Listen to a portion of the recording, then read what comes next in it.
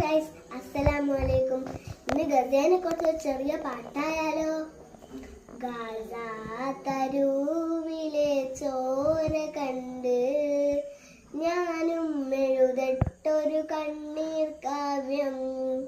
പിഞ്ചോമന മക്കളെ ചോരക്കായി ദാഹിച്ചലയുന്ന ചെന്നായ്ക്കൂട്ടം. മരിച്ചത് ഞാനല്ല, നീയാണ് മുസ്ലിമേ.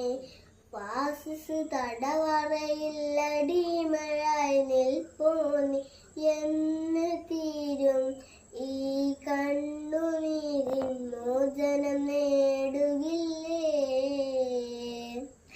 ഫലസ്തീൻ ചിരി എന്നത് കാണാക്കിനാവല്ല,